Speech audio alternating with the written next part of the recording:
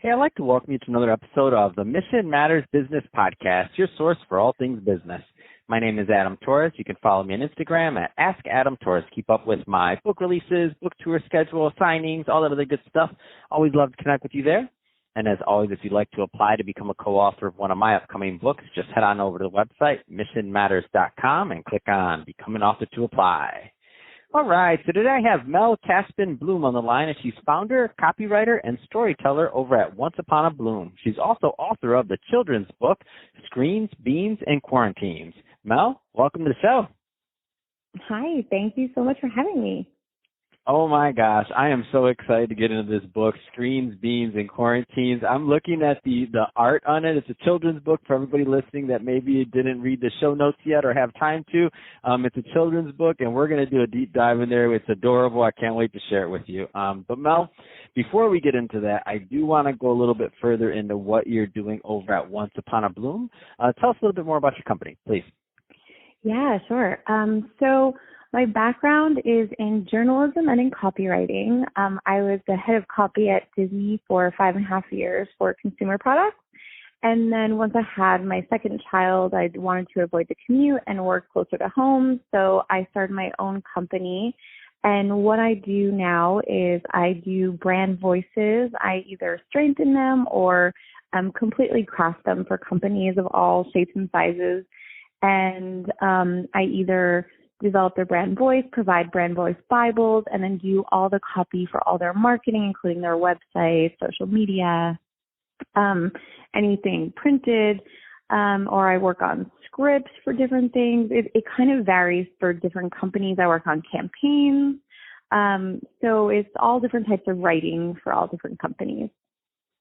So, Mel, at the end of this, I'm going to give you the opportunity to leave your website or social or allow people to connect with you where you want to send it. So what are typically the right fit for you, like the types of companies and or individuals that are usually a good to connect with Once Upon a Blume?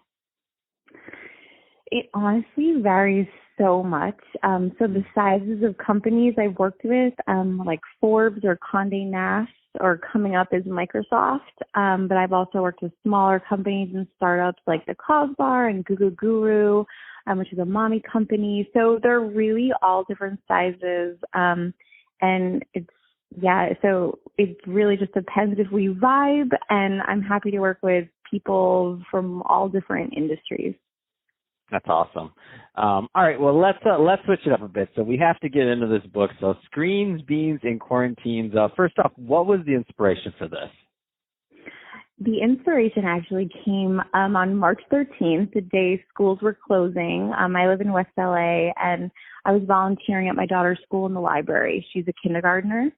And I was there while her principal came in and told her class, we're actually shutting the school down for 2 weeks. You have an early spring break. You get to spend time with your families. And of course, I'm watching this like as a parent who obviously knows what's going on the other side.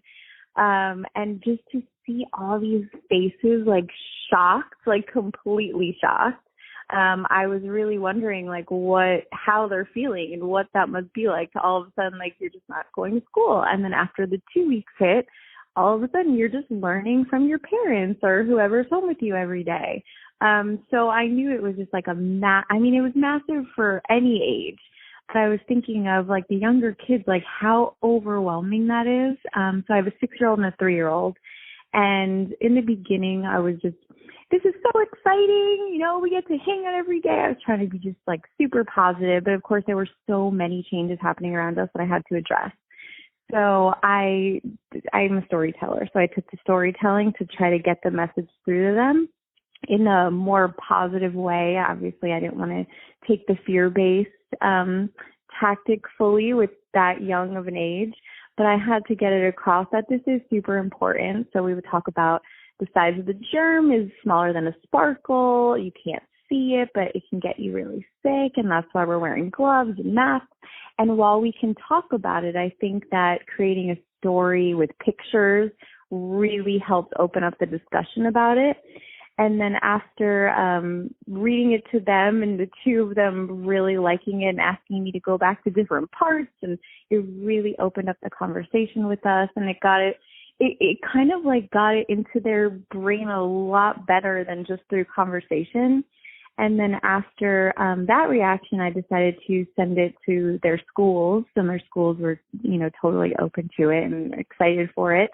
And then I started sharing it on social media. And I just found that a lot of people needed a storytelling tactic to talk about this huge, unprecedented, experience we're all going through.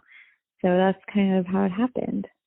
I love it. And just to give the audience, I don't think I've done story time on the podcast, over 2,000 interviews, but we're doing it. So I read some of this and I'm like, my questions are like, how big is it?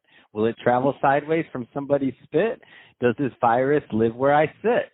I'm not sure, not even a bit. I mean, this is just really well done. I'm thinking to myself, if I'm a little kid over here listening, I'm like, I don't know, for some of the adults listening, this might be a good way to clear up some of what's in the media, honestly. So where is this, so what's your goal with this book? And I know obviously it's to spread awareness. It's also to do it, but what's your overall goal? Like, how do you want to get this into more people's hands? Because I think it's a very good way, especially for those that don't maybe have those storytelling, that skill set, right? It's a very specific skill you use to bring this and to be able to convey it. It's not an easy thing for a parent to have the tools to explain what's going on. It's difficult. Yeah.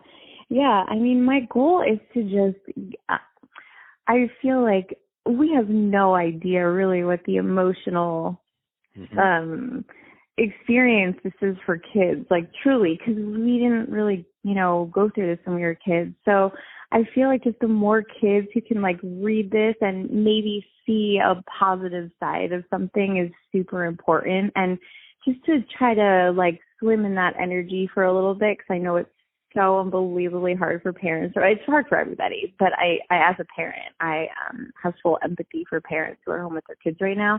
And I know it's really hard to stay positive. So I feel like if you can sit down and read this book together, I think it also brings that energy to the parent, So, that's my goal, is to just try to spread some light during a time where there's just kind of a lot of darkness. So that's awesome. My goal. I love it, Mel. So that being said, if somebody's listening to this and they want to learn more, of course, with what you're doing over at Once Upon a Blume, or if they want to download your book, I mean, what's the best way for them to connect and follow up? Yeah, thank you. So onceuponablume.com, and Blume is Blume. That has a lot of my work, and you can download the book. There's an ebook or a printable option without so much color, and it's free. So anyone can download it or pass it on, share it on social media. However you want to do it, it's just free and easy to download.